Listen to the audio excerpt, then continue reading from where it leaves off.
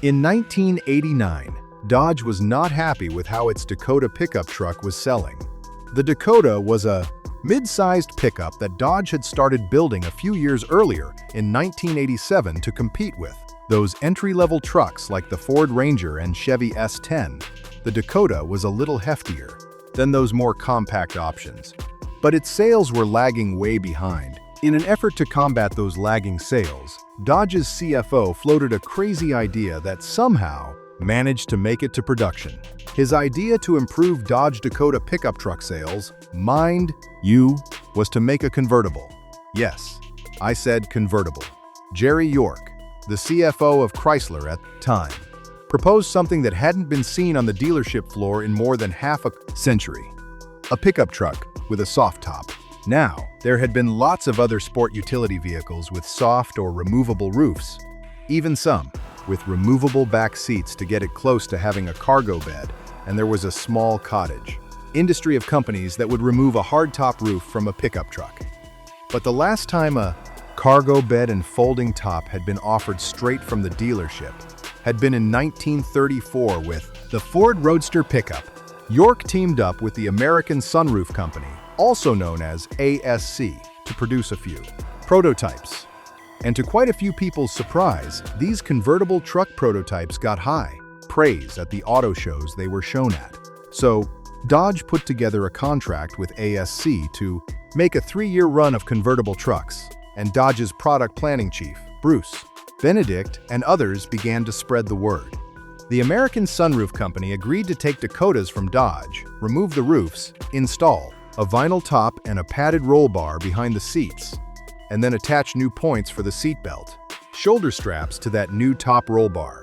For the 1989 model year, Dodge offered the Dakota convertible on just one of its main trim levels, the Sport. The Dodge Dakota Sport Convertible was only available with a 3.9L V6 that made 125 horsepower at 4,000 revolutions per minute and around 195 feet-pounds of torque at 2,000 revolutions per minute. Early brochures suggested that the Sport Convertible would come standard with a 5-speed manual transmission, but by the time the cars were actually made, it was only offered with a 4-speed automatic with a push-button overdrive control. Dodge Dakotas were available with 2 different wheelbases and 2 different bed sizes, but the convertible was only sold with the shorter of the two, 112 inches, with a 4x6 feet bed. On the plus side though, you could get your convertible with 4-wheel drive. Cast aluminum wheels were standard, and trucks with 2-wheel drive got P215 tires by default. 4-wheel drive Dakotas got P235 tires, and an anti-lock braking system was standard on the power discs up front. And the rear were drums. Another point that actually somehow worked in the Dodge Dakota convertible's favor was that it had a full-frame design, and the small passenger cabin that it already had meant that the roof wasn't necessarily a huge contributor to body rigidity. Aftermarket convertibles in those days, especially on unibody cars, often seriously lowered stability during cornering. Body flex under strain could reduce traction and, even in serious cases, damage the car. But the Dakota convertible was almost as solid as the hardtop version. It wasn't quite there, but that full-frame design did help a ton. The cover was manually foldable and removable vinyl, with a cover to use on the cover to keep it from catching the wind when it was folded up. Unlike most of these convertible tops, this one was pretty lightweight. It was easy to fold, and it took less time to actually take down than most tops did. On the minus side, though, for a truck that was never designed to have a convertible roof, this roof didn't have a great reputation for the best fit. It actually tended to leak quite a bit and created a ton of wind noise at speed. Car and Driver snarkily even suggested that you might want to figure out a system of hand signals to communicate with your passenger on the highway. Cosmetically, the Dakota Sport Convertible was offered in 3 different paint colors: black, bright white, and graphic red. The grille, bumpers, and several other parts of the trim were all black, like the roof, with some unique gradient stripes on the lower third of the sides, as well as Dakota badging both inside and out.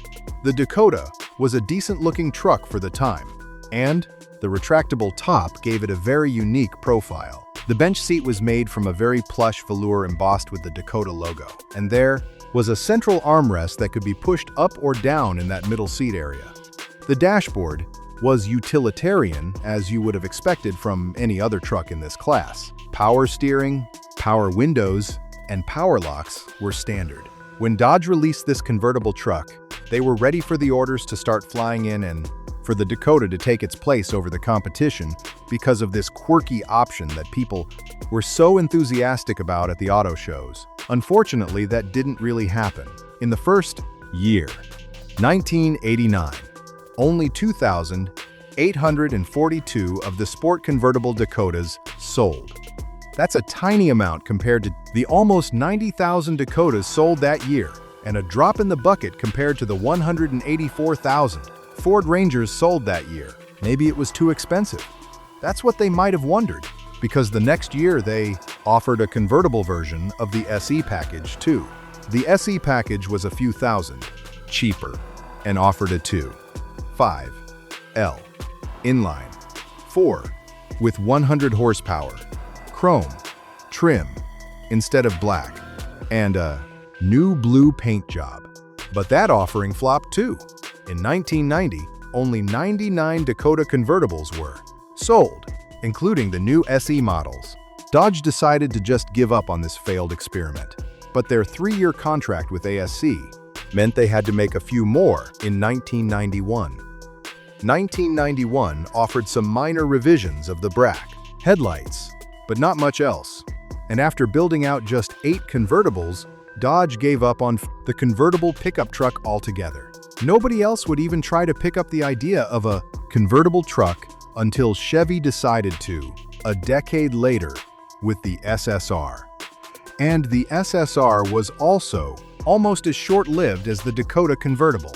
Now, Jerry York had been on the short list of candidates for Chrysler CEO in 1992 after Lee Iacocca retired, but he was passed over. Now, did the flop of his brainchild, Dakota convertible, have anything to do with it? Well, we may never know for sure, but it definitely couldn't help. The Dakota Sport Convertible was a nothing burger of a vehicle. Now, it was unique, but it was unique for all the wrong reasons. Nobody really wanted them. Its engine was nothing special, and especially at 4,000 pounds, it was pretty gutless. If it hadn't been for Dodge's contractual obligation to the American Sunroof Company, these would have been probably 2 model year trucks instead of 3. They are rare, but it's because of their mediocre performance and just low overall demand. And they're not expensive because of it. These days, you could find a very nice one for 10 grand. And it's true that it's still a very rare Mopar. But the sad truth is, it's very different from the dealer brochure that claimed in period it will practically sell itself, because practically nobody wanted them new, and even fewer people want them today. In contrast though, in 1989, a different group within Dodge worked with Carroll Shelby to produce a limited run of Shelby Dodge Dakotas with a more powerful V8 engine in them.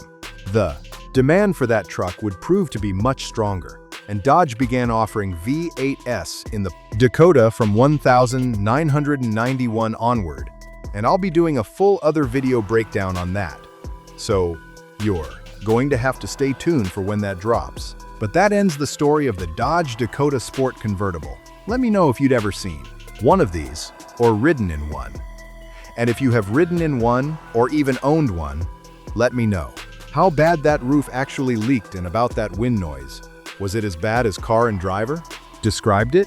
But again, thank you all for watching the video so much. It means a ton to me.